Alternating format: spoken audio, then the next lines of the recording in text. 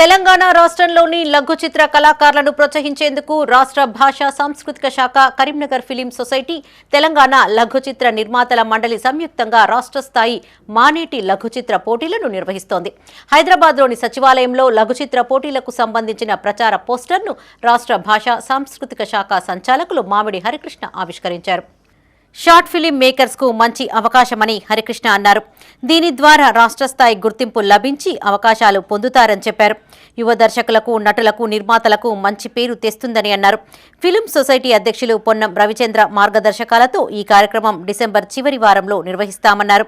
2024 జనవరి నుంచి నవంబర్ 2024 వరకు విడుదలైన చిత్రాలను ఈ పోటీకి ఆహ్వానం పలుకుతుంది. డిసెంబర్ 15వ తేదీలోగా ఎంట్రీలను పంపాలన్నారు. ఉత్తమ లఘు చిత్రానికి మొదటి బహుమతిగా 20,000, ద్వితీయ బహుమతిగా 10,000, తృతీయ బహుమతిగా 5,000 అందించనున్నారు. అంతకుముందు సాంస్కృతిక రథసారథి డాక్టర్ వెన్నెలను కలిసి పోటీ వివరాలను తెలియజేశారు. ఈ కార్యక్రమంలో కరీంనగర్ ఫిలిం సొసైటీ కార్యదర్శి లక్ష్మీ గౌతమ్, నిర్మాతల మండలి అధ్యక్షులు తంగడ అశోక్రావు, కార్యదర్శి సయ్యద్ జాకీర్, కోశాధికారి కందల చిరంజీవి రెడ్డి పాల్గొన్నారు. Department of language and culture, government of Telangana and Karimnagar film society సంయుక్తంగా యంగ్ ఫిలిం మేకర్స్ కోసం ఒక లఘు చిత్రాల పోటీని ప్రారంభించబోతోంది.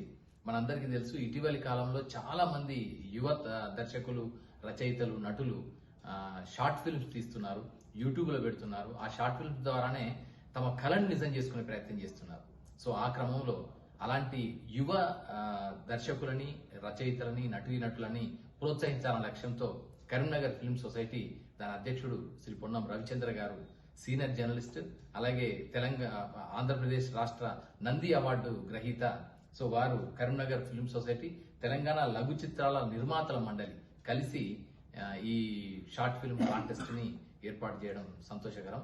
సో దీంట్లో ఏంటంటే ఒక 3 ప్రధానమైన బహుమతులు ఉన్నాయి. మొదటి బహుమతికి 10,000 రూపాయలు, 20,000 రూపాయలు, రెండవ బహుమతికి 10,000 రూపాయలు, మూడవ బహుమతికి 5,000 రూపాయలతో పాటు 5 ప్రశంసా చిత్రాలకు కూడా అవార్డులు ఉన్నాయి.